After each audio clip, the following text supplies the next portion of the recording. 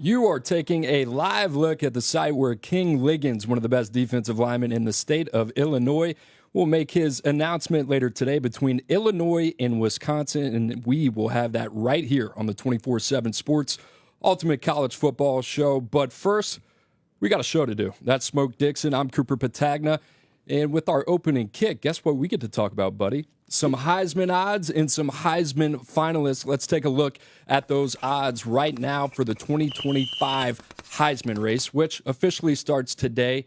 And look at that name at the top. Surprise to me, it's a Manning, and you got Garrett Nusmire, Cade Klubnik, the rest of the pack leading the group there. Arch Manning, what do you think? Smoke Dixon. Listen now, Coop. Stage is set for another Manning. Now, you just got to understand now. He's ready to take mark on the NCAA like we haven't seen before. Unlike most Mannings, what can he do? Run with the ball in his hand. Explosive player, right? And now you got Ryan Wingo, Steve Sarkisian. That record's going to say a lot at the end of the year, but we can get into more of that. A lot of expectations on those legs. We know the Mannings. They're known for their smarts and their arm. Arch Manning trying to change a little of the family trajectory there. Let's take a look at our list, Smoke Dixon and myself. Well, we got to pick our Heisman finalists for New York in 2025. And Smoke, we got some things in common. Let's start with that quarterback there in Clemson for Dabo Swinney. Cade Klubnik, give me the elevator pitch on why this guy should be considered a favorite to take home the hardware. Coop, you and I always talked about it. Year two in any system is always that jump. We saw the jump last year in the 36 touchdowns by Cade Klubnik. Now this is year three. This is where he really takes off and put everybody on notice. Continuity on the offensive line there. Playmakers, three of them. We had to sit and argue with Brad Crawford about who's the best duo. But, man, listen, my man got a shot. New York, here we come. It's crazy how far he's come. If you go all the way back to week one, just a year ago against Georgia, they get blanketed in that game, and Georgia was littered with first-round draft picks, Michael Williams and Malachi Starks and Jalen Walker. And then you fast forward a couple weeks later, and now all the hype around Clemson, not only as a national championship favorite, but as Cade Klubnik, one of the top odds to win the Heisman Trophy as well. You talked about the weapons. How about the schedule there in the ACC? It's not a cakewalk. You got LSU, who's getting a lot of buzz as a national title contender coming into Clemson's Death Valley on week one. And then outside of that, pretty manageable. Georgia Tech. You think about Syracuse, 10-win team. You get those guys at home. You get SMU at home. And then you're on the road at Louisville and then at South Carolina with the very dangerous Lenore Sellers. We'll talk about Cade Klubnik a little bit more later, but certainly for him, you look at that path, and it's very clear. Another guy that you have been very, very high on is Jeremiah Love. You're in love. You're in love with Jeremiah Love. You want to scream it from the rooftops. I will give you your opportunity here. Jeremiah Love is plus 4,500. You and I both have him on our Heisman list. Talk to me why you love this kid. Well, like you just saw right there, one cut and go. His ability to score at any point with the ball in his hands. And you can say, oh, yeah, he's just a guy that when he gets a ball in the open field, but he's one of the most powerful runners, graceful runners, vision, natural contact, balance. And when you look at Notre Dame, how else are they going to score? We don't know who's going to be that quarterback. You know that offensive line is always going to be good. You know that at some point he's going to have to catch the ball out of the backfield. So with proven production over a period of time, you know, stats rule the world when we start talking about running backs and Heisman Trophy candidacy. But there's going to be a couple of Heisman moments on that season. I think the only thing, if you were going to make an argument against Jeremiah Love, is the depth of his own team. You look at that backfield, Jadarian Price had over 700 yards last season. You think about Aeneas Williams was a guy that came on late in the season at times as well. But if you were to compare him to a guy like Ashton Jeanty, how do you feel between those two? Is he that type of maybe we're stepping over the line here, but generational talent where you feel like this guy could go in the top 7 or 8 picks of an NFL draft? Yeah, if Jeremiah Love was in this draft, he would be my number one. I'm a big height, weight, and speed guy. He's bigger, faster, and everything that he does, it shows you that he's just a world-class type of athlete. Like, he won the 100 in high school. So you understand that when you have a running back like that, Coop, listen, the sky's the limit. I know you just try to throw not a lot of love on him, a little bit of hate in that backfield. But I know you love to love Jeremiah as much as I love him. But I'll continue just to keep I love him. him. Nobody's saying you don't love him. I guess I'll ask you, what's your conviction that he's going to have a seat there in New York when it's all said and done? Out of about 1 to 10, put a number on it for me. I'll go 8. For me is as simple as this. If Notre Dame's going to be in the conversation for national championship and getting close to that finishing line of getting over it, I think he has to have that year. And when you don't know who the playmakers are outside of him, that the world knows. You and I know who those guys are. That's why we're going back and forth. But you're going to have to put the ball in his belly more often than none and put the ball in his hands at some point and say, listen, we're going to ride with you until we feel comfortable enough to allow the quarterback, whoever that is, to lead this team. All right, you and I on the same page with our first 2 picks, Cade Klubnik, and then a plus 4,500 odds of a running back in Jeremiah Love, who will have a big year for Notre Dame. This is where we differ with our next 2 picks. You have Arch Manning here.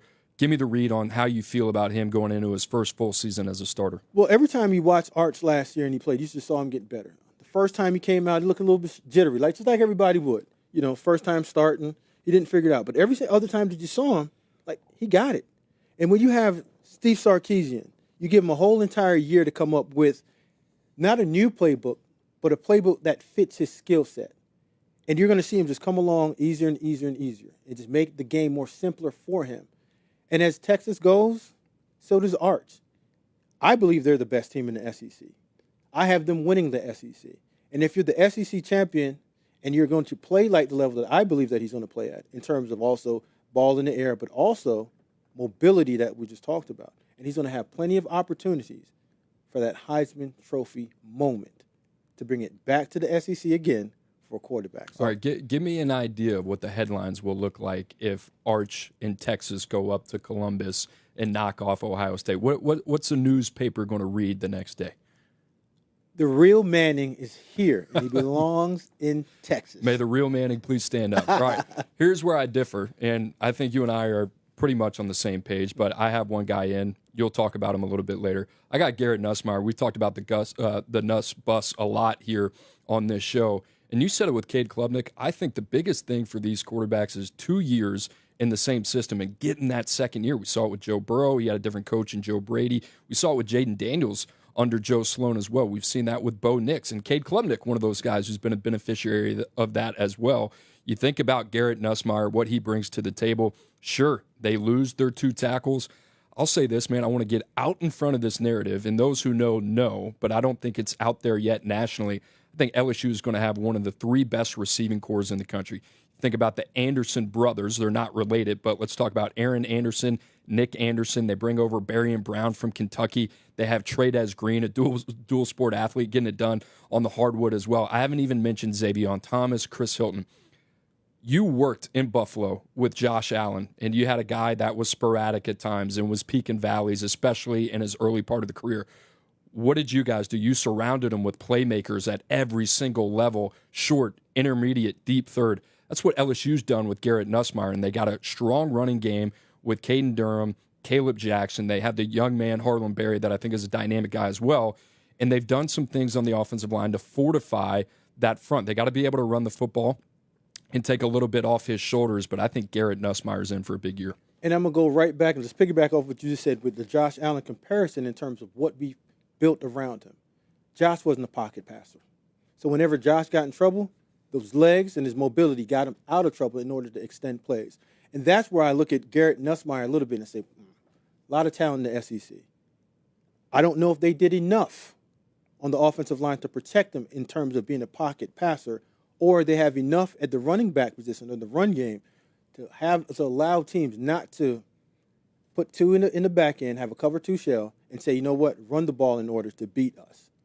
And that's where I'm pushed back a little bit on We'll have our answer by halftime of week 1 when they go up against Peter Woods and T.J. Parker, Will Helt. And, that's Tom Allen. That's going to be an aggressive defensive front. We joke, but really we're going to know where LSU is in terms of the efforts that they've made on the offensive line. All right, we got one more quarterback for you, that coveted 4th spot. We're going to the Big 12, Sam Levitt. They still play ball out like west of the Mississippi. Well, here's what I'm going to say. Again, second year in the offense, and you get your number 1 receiver back, Jordan Tyson. Last year, all they wanted to do was we'll run the ball and play complimentary football with Cam Scatterbo. This year, I think they're taking off the seatbelt and say, hey, you know what? we're going to give you full autonomy to change plays at the line of scrimmage, but also in order for us to win the Big 12 again, you're going to have to play at the level of a Heisman Trophy winner. And when you have a number one type receiver and you're going to have opportunities to throw the ball 25 to 30 times a game, I don't know Kenny Dillingham well enough not to say he's not wanting to sit there and pass the football. And now he has a quarterback that understands the game, confidence, experience, going into it again with his 2 years in. This is that jump. This is where I say somebody from the West Coast comes in and shows up in New York. Such a fun player, too. It's hard for me not to look at Sam Levitt, which I thought coming out of high school, he reminded me a little bit of Bo Nix. And then he teams up with Kenny Dillingham, who coached Bo Nix out in Eugene. Big year for Sam Levitt, Arizona State last year. Can they back it up? If they're in the conversation, that means Sam Levitt's going to be in the conversation for the Heisman Trophy. And what I mean by conversation, that CFP conversation. All right, drum roll. My fourth spot here, DJ Lagway, Florida. And here's the thing. Looking at all these guys, I don't know if there's one player that impacts winning more for their individual team than DJ Lagway. There is a lot of concern around him not participating in spring. What is that going to look like? Is he going to be fully healthy by the time he gets ready for OTAs in the fall? For all intents and purposes, that's what we believe, is that he will have a clean bill of health. Florida's an experienced team. They kind of sat back. They were pretty much idle in the transfer portal. They bring over J. Michael Sturdivant. They did some things on defense as well. But that shows a level of confidence that they have in their returning roster. And DJ Lagway is the guy to make that go. I think if you were to make a counter argument to DJ Lagway, it falls very much on the heels of Florida's got a gauntlet of a schedule. But if Florida's sitting at 9-3 at the end of the day, you're looking at DJ Lagway with some huge opportunities at LSU, at Miami, Texas, Arch Manning at home. You get Georgia in Jacksonville, and then you're on the road at Ole Miss. There's some room to make some noise there. I wouldn't be surprised if Florida's a 9-3, 10-2 team. And if that's the case, how can you live in a world where DJ Lagway's not in the Heisman conversation? For everything that you just said, I agree with. Ability to win, morale player, boosts everybody around him, elevates the team. But statistically, is he going to be in the conversation at playing for that Heisman Trophy? You know what I mean? Because Napier's not a guy that's going to put the ball up in the air 35 to 40 times a game. He's going to want to run the ball and play ball control offense. And now, coming off that shoulder injury, we don't know what it is, are we going to see him throw the ball that much or even run with the ball early enough in the season to have those Heisman Trophy moments or statistically put himself in that conversation? DJ Lagway plus 1,700 right now for the odds for the Heisman Trophy. Guys, if you're enjoying the conversation, make sure to like and subscribe to the 24/7 Sports YouTube channel. All right, we took a little bit of a college football playoff format here with our first two out, which I really enjoy this. We talked about some of the guys in there, but one of your first guys out is Drew Aller, your second one, Garrett Nusmire. Why? Yeah, again, I don't know if he's going to do enough in terms of being only a pocket passer in order to put himself in the conversation of winning the Heisman Trophy. I don't know, again, offensively, do they have enough around him? Not in terms of skill players, but enough to protect him with the run game and those offensive tackles that's going to be needed in the SEC. And last time I checked, they got some guys in the SEC that can flat out get after the quarterback. And there's always good Nuss, but there's bad Nuss. And if you have a bad Nuss for 2 or 3 weeks, I don't believe they have enough around him in order for LSU to have those signature victories. All right, Drew Aller, real quick. Why is he on the bubble? Listen, 2 running backs, ball control, inclement weather. When was the last time we saw a team from the Northeast or a quarterback from the Northeast put up numbers to walk into New York and say, listen, I belong? Now we're talking about Big Ten. Who are your first 2 out? My first 2 out, how about John Mateer, Oklahoma? And I think this guy is one of the most dynamic players in the country. What I love about him is he gets the opportunity to showcase his talent coming from Pullman and Washington State, now on the big stage. in the SEC, playing for Brent Venables at Oklahoma, and they need it. They need all of John Mateer this year. Last year, I said it, I thought Cam Ward was 3+ wins, just the individual presence that he gives. You bring John Mateer, his offensive coordinator, Ben Arbuckle with him. They've done some really nice things offensively. Jabani Gibson. You think about some other guys that they brought in, Jay Nott as well in the backfield. Oklahoma's going to be one of those teams I don't think anybody's going to want to play. So if Oklahoma's floating around 8 or 9 wins with an absolute gauntlet of their last 7 games, I think it's because Mateer's got him in that conversation. Now, Coop, first 2 out. This one surprised me. I want to get up and walk out the studio right now. Jeremiah Generational Smith out. Why? Who's throwing him the football, right? It's between Julian Sayin and Lincoln Kineholz. I like both of those guys. You could make an argument, well, what's the difference between them and Will Howard? Will Howard was an experienced vet guy that was coming in on 1 year. You knew exactly what you were getting with him. Kineholz, a little bit more of a dynamic of a runner, maybe a guy that's what you're going to lean into. What's the passing game going to look like? Julian Sayin, a lot of lofty expectations. Former 5-star coming out of Carlsbad in San Diego. What does that look like? I think more questions, and then there's no hiding Jeremiah Smith anymore. They got Carnell Tate, they got Brandon Ennis, and they have Max Clare that they bring over from Purdue. But Judkins is gone, Travion Henderson's gone. It's going to be pretty interesting to kind of see what that looks like. All right, to put a bow on our conversation of the Heisman Trophy, I got to ask you, who's going to win this thing? Cade Klubnik. Coop, I done jumped off the porch already and said this guy's going to break the ACC record in touchdown passes. And I think he's set up for that. Combination of schedule, we touched on it. After the first game, it's almost smooth sailing. You have the continuity of offensive line, 3rd year in the offense, stats, and he has the playmakers around him. Unless they totally fall off the ledge, I don't see anybody outside of Cade Klubnik having an easier path to New York in winning this. His Heisman Trophy moment is going to be the first game of the season. Once he gets past that test, Coop, statistically they put it up, they're going to be in the top 5 all year. They don't lose a game and you beat LSU. They're 1 or 2. So how do you deny that young man from getting the Heisman Trophy when he does that? I love that pick, and that's really hard to argue with. I'm going to go with Garrett Nusmire, and here's why. I talked about the receivers earlier. We know the offensive line, especially the 2 tackles, is a little bit of a question mark.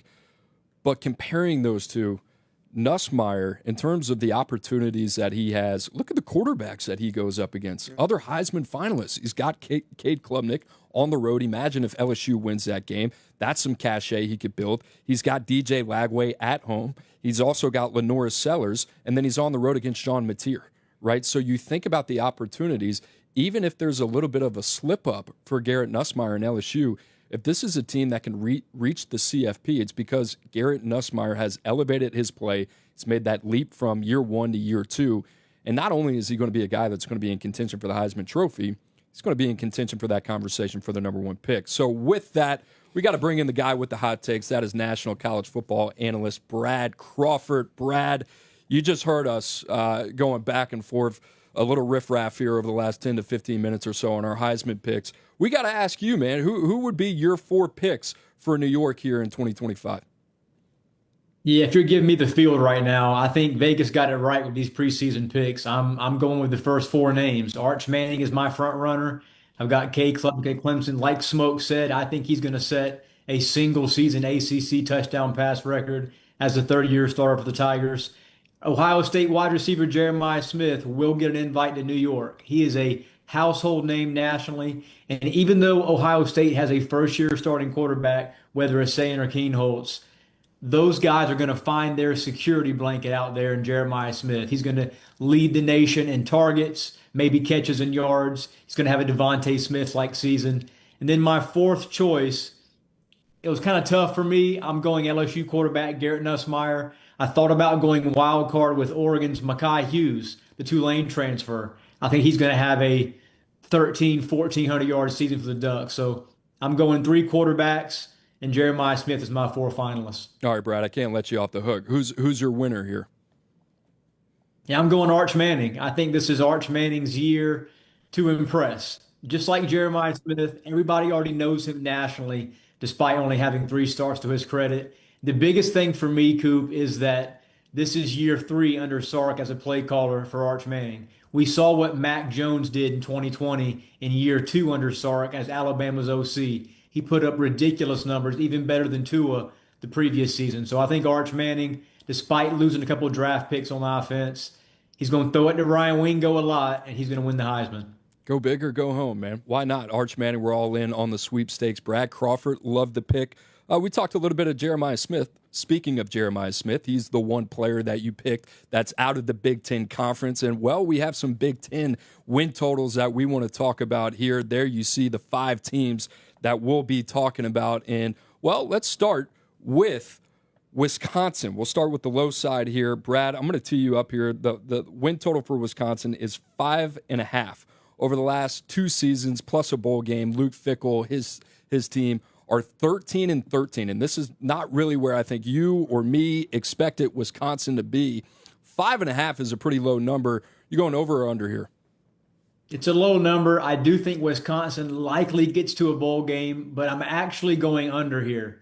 They play 6 teams inside of our preseason top 20 at 24/7 Sports, and they're probably going to lose all 6 of those games. I don't think they're as talented as those 6 teams they play. You look at the schedule, I mean, it's tough. And for the Badgers to be a contender, they're going to have to win some of those games. You go to Bama. The road schedule is brutal for Luke Fickell.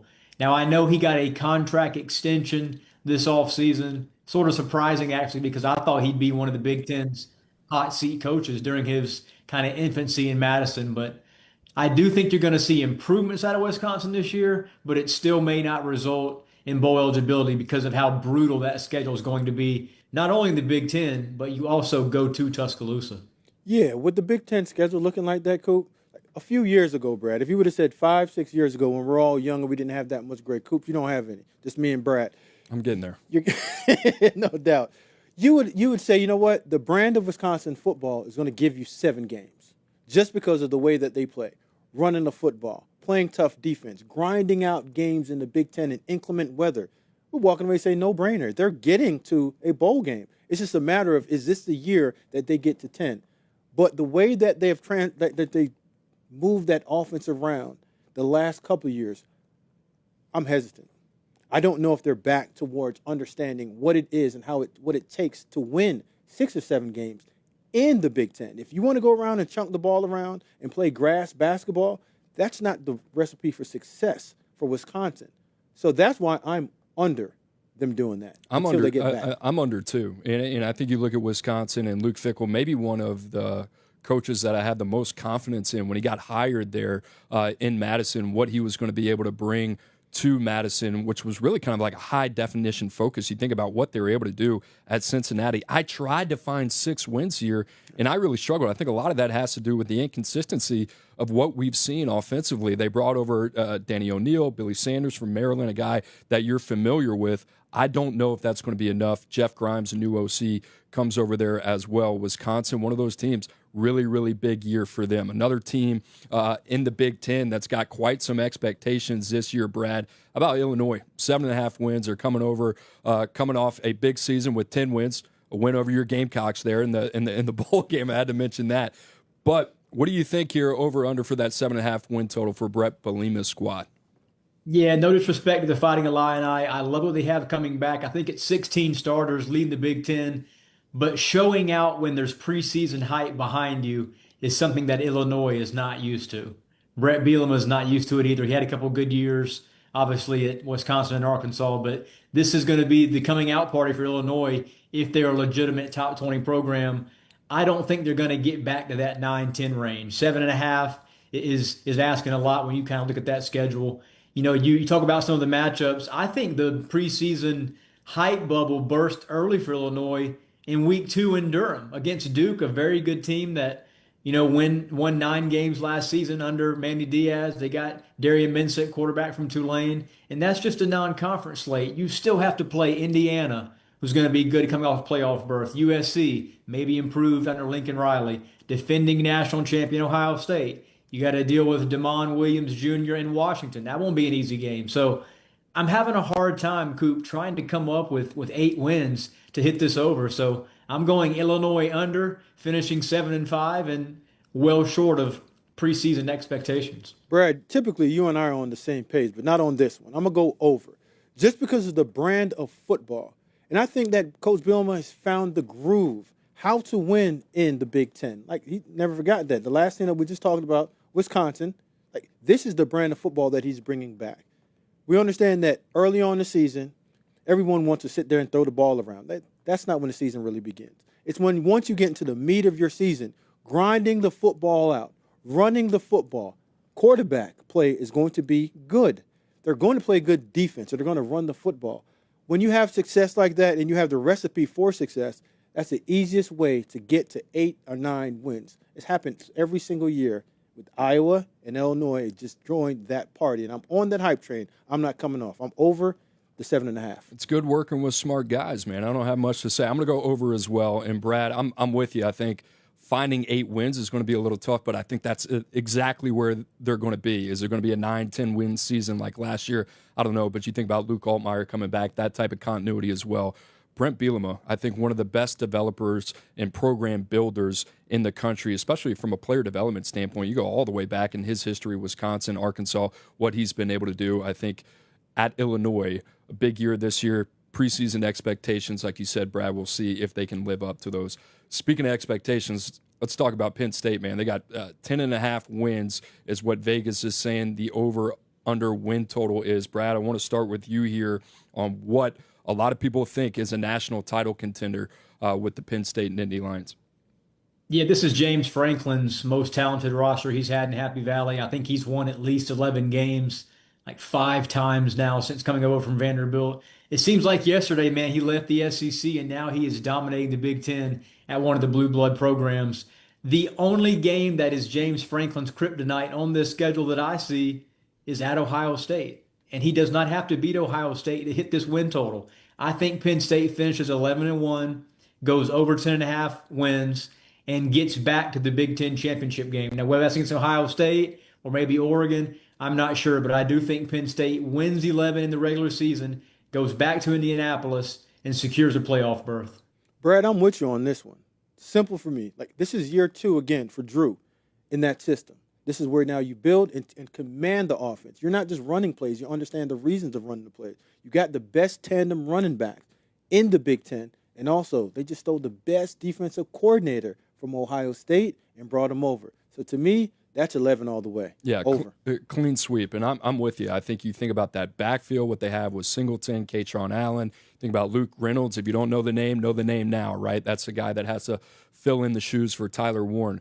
Receiver was the biggest question mark. I love what they did. They bring over Trevor Pena from Syracuse. They also add Devontae Ross from Troy. And then you think about Kyron Hudson, who I think is one of the more dependable high-floor acquisitions at the receiver position. Amari Campbell they bring over from North Carolina. A.J. Harris, potential first-round draft pick. I mean, they are loaded all over the place. This is the year for Penn State. If they're going to exercise some demons, climb the mountaintop, and win a national championship, it's going to be in 2025. One of those teams trying to get there as well. How about Oregon and Dan Lanning? The same win total, 10.5 for the Ducks. It was a disappointing ending to a great season for Dan Lanning's squad. Brad, I'm going to start with you. What do you think here with the Oregon Ducks?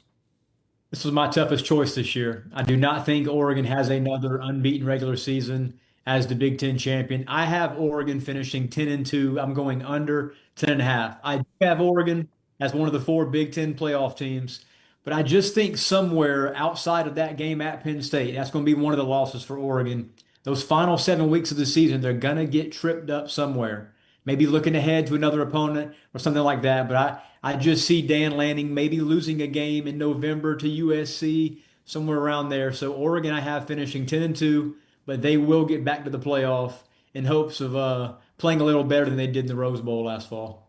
Yeah, Brad, you're going with that hope factor again. I'm going to go with just result factor. They went undefeated last year. And stumbling against SC, I don't see it. I think I'm over 10.5. Simply because I think they put themselves in the class, in the conversation of the Big Ten. Dan Lanning figured out how to win in the Big Ten last year. And I think he only builds, just like you've seen through the transfer portal, through recruiting. I think Dante Moore is going to have something to say, and Evan Stewart's going to have a lot to say. And Mekhi Hughes just joined that team and telling you that we're going to try to run the football, play ball control, because we don't understand what the quarterback's going to do yet. And by the middle towards the end, you can see this train start just building up steam and getting back to the college playoffs. I love Dan Lanning. I love what they're building there, but I'm going to go under here. I'm with Brad all the way just in terms of how you see it. I think on the road at Penn State, and then whether it's USC or Washington, I've been on both sides of that rivalry. That game can get a little tricky. Damon Williams Jr., Brad, you've already brought him up. I think is going to be one of the most dynamic players in all of college football. Jed Fish, a really good coach there as well. So we'll see what happens. I'm with you all the way on the college football playoff appearance as well. I think that's more than likely insight for the Oregon Ducks. Guys, just a reminder, make sure to like and subscribe to the 24/7 Sports YouTube channel as you're locked into the 24/7 Sports Ultimate College Football Show. Let's round it out here with the over-under win total. Brad, I'm going to ask you about the Ohio State Buckeyes, the national champions. This is the third team in the Big Ten with 10.5 wins. Are you going over or under? My preseason number one will lose the season opener and win out. I'm going over 11-1 finish for Ohio State. I do think Texas goes into Ohio Stadium on September 1st and, ends the coronation party after a national championship for the Buckeyes. But Ryan Day has shown us that he can figure it out. I think that they get stuff fixed up front after dealing with Colin Simmons and Anthony Hill, and then they win the rest of their games, beating Penn State as well. So I'm going over 10.5 wins, Ohio State, 11-1 finish. Brad, we are rounding this up. I'm going to go over as well. I just believe that Ryan Day's figured this out. It took him a while, but he's figured out how to understand how to manage the entire season better than he's had in the past. I don't see how you lose more than a game, if that, with Jeremiah Smith, which I believe is the best player on offense outside of a quarterback in college football, and the best defensive player, Caleb Downs.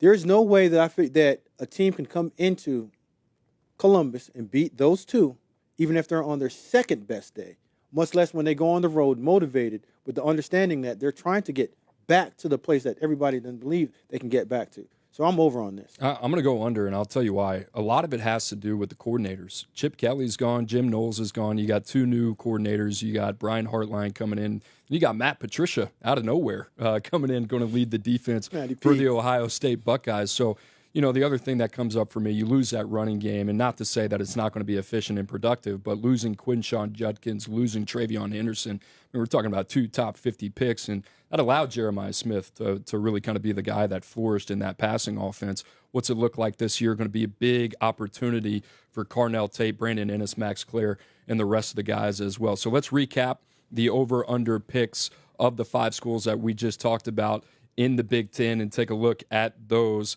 And here you see it, clean sweep for Wisconsin, Illinois. Brad is the only one going under there on the 7.5. Penn State, Oregon, Ohio State. I think between all three of us, it's pretty safe to say that we think all three of those teams are college football playoff contenders. You think about this, no team in the SEC over 9.5 win total as well. So a lot of respect there for the Big Ten. Brad Crawford, we thank you, as always, my friend, for jumping on and giving your insight. All right, Smoke, now it is time to talk about the guy that's got a big announcement coming up here in just a few minutes. King Liggins, the defensive lineman out of Brother Rice High School in Chicago, Illinois. Let's talk a little bit about him. You've gotten the opportunity to really kind of dig in on his tape. What type of player do you see here with King Liggins? I mean, you see a traditional 4-down player, Coop. And when I say this, I mean he's a leverage player. You and I love guys that can play underneath that player's pads, strike with hand violence, hand placement, with the ability to shut up and get off and run down the line of scrimmage. But his short area quickness is something that when you look at, you say, how does this young man that's this big maneuver in a tight box in order to get those hips clean through, get skinny, get big, burst, find the ball carrier down the line of scrimmage? This is point of attack presence, awesome, and strength. Ability to play with natural leverage and hand placement, outstanding. When he's a pass rusher, you see the ability to beat guards and sometimes split double teams just because of his get off and his ability to get skinny and get big at the end and run that hoop. I'll tell you what, quick twitch, explosive guy that can penetrate, a lot of fun to watch, and it's going to be a Midwest recruitment as we take a look at the top schools, Illinois and Wisconsin. That's what it comes down to, a Big Ten battle for King Liggins. And with that, we'll send it over to national recruiting analyst Alan True on some last-minute intel. So the recruitment of King Liggins has gone back and forth a lot towards the end here. I think it's actually changed hands a couple of times between the two schools that have become his finalists, the Wisconsin Badgers and the Fighting Illini of Illinois. I think the Wisconsin held a lead for a couple of weeks, and then I think Illinois has made a really strong close here to where they pulled even and then I think edged it out towards the end. So we'll wait and see who he decides. I'm expecting this to be Illinois, but I do think that it took some serious effort down the stretch to get him away from those pesky Wisconsin Badgers. Now we welcome in the man of the hour, King Liggins. King, we appreciate you joining us, man. Big day for you. Tell us what this recruitment process has been like for you up until this point. It's been a really crazy process, really just figuring out where I want to go and what's best for me and my family. So, King, I see your family there with you. Take your time, big day for you. Who do you have with you by your side? I got my dad right here and my mom right here. All right, man. Well, no need to keep anybody waiting any longer. The floor is yours. Where will you be committing? First, I'd like to thank God. Also, I'd like to thank my family, my friends, and my coaches, my players here. Also, my school, my coaches. But for the next 3 to 4 years, I'll be continuing my football play at the University of Illinois.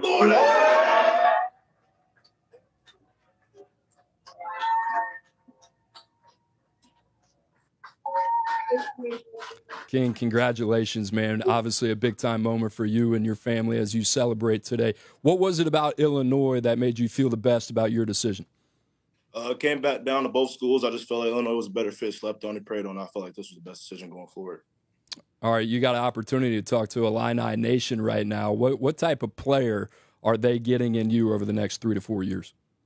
I'm going to be dominant. I'm going to push everybody on the side of me. I hope guys push me, and we're going to do something special here. King Liggins, man, I appreciate it. It's your day. Celebrate it with your family. Thanks for coming on, man. Thank you.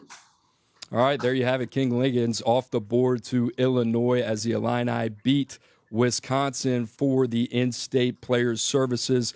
And with that, we'll send it over to team site analyst Jeremy Warner with more. A few years ago, Illinois had really gotten some great traction for some in-state defensive linemen, but ultimately they lost the recruiting battles to Big Ten foes for both Roderick Pierce and Jamel Howard, who committed and went to Michigan and Wisconsin respectively. But three-star Chicago Brother Rice defensive lineman King Liggins' commitment on Wednesday shows just how far Illinois has come and that they win another in-state battle for a Big Ten defensive lineman. Their second in the past few months as Tony Bologna out of Palatine chose Illinois over some Big Ten foes as well. Liggins had offers from Iowa, Wisconsin, Purdue, Rutgers, but Illinois really sold him on being the next Johnny Newton, who is the 2023 Big Ten Defensive Player of the Year and a second-round draft pick of the Washington Commanders in 2024. It's amazing. Illinois had really struggled to get defensive linemen in Brett Bielema's first 2 recruiting classes, but Terrence Jamison has really stacked talent in the last 3 recruiting classes, and Liggins' commitment shows yet again that more in-state top prospects think at Illinois they can both win games and get to the NFL. For everything you need to know about Illinois, make sure to check out IlliniInquirer.com for all the latest on Illinois football in recruiting. It's a big day in the state of Illinois. We're not done with commitments yet. We got another one a little bit later in the day right here on the 24/7 Sports YouTube channel. That is Nir Rankin, top 100 player in the country from Chicago, Illinois, one of the best athletes. You talk about a guy that can get it done on either side of the football. He averages 23 points per game on the hardwood. This kid is dynamic. Smoke Dixon, talk to me. Well, Coop, the first thing we always want to talk about when we talk about athletes is just put the ball in his hands. And what is he? You put the ball in his hands, he's a dynamic playmaker. Put his foot in the ground, get around the side like you see right here, and just score. But when you talk about his ability to just catch the ball, this is a natural hands catcher. The ball goes up in the air, you barely can hear it hit him, and he can find the ball, track it over the shoulder in contested situations, and come down with the football. And now you talk about how smooth he is in terms of being a route runner. He's deceptively fast, deceptively explosive with the ball in his hands. You don't think that he's going real fast until you just see him run by everyone. Everyone's behind him, and it looks like he's somewhat in fast forward. Let me ask you a question. From a positional value standpoint, you have a really dynamic two-way player who's got a robust multi-sport background, like a guy like Nir Rankin, how do you end up deciding what side of the ball you think better fits the program, where you don't want to compromise the maximum potential that he could offer your place because there's a positional need somewhere on your roster? How do you deliberate through that process? Well, Coop, going back and putting on my old GM hat, I never wanted to decide what the player wanted to play. I would let the player come in and let him decide on where he was comfortable earlier on, and then as he went through the process, figure out what he's really good at. Because if he comes in and says he wants to play receiver, and you say, "No, you're going to play DB," irregardless of how much you want to convince him, if you try to convince him to do something that he does not want to do, you're not going to get the best out of this athlete. So I would let him come in, decide what he wanted to do, give him first try at it, and if he failed forward, select him and put him in a position that would help his career. Best part of his game that you think translates the earliest to the next level? Natural ball skills, even if as a receiver or as a DB. When you have the ability as a defensive back, if he chooses to play on the other side of the ball, you don't have to have sticky coverage ability. You just have to be close. And if the quarterback puts it anywhere where it's an error or just a margin of error that's this slim, we saw what Travis Hunter did. Take the ball, put it in his hands, and then that's where you see the dynamic playmaker with the ball in his hands come into effect in terms of him scoring or picking up a first down for his team with the ball back. Love it. Top 100 player Nir Rankin coming off the board a little bit later today. Make sure to stay tuned to the 24/7 Sports YouTube channel as he'll be making his commitment right here at 5:30 Eastern time today. Also, make sure to like and subscribe. And if you're a Duke, Illinois, Nebraska, North Carolina fan, or USC fan, or if you're just a fan of football in general and really good players, stick around right here on the 24/7 Sports YouTube channel. For Smoke Dixon, I'm Cooper Petagna. We'll see you next time.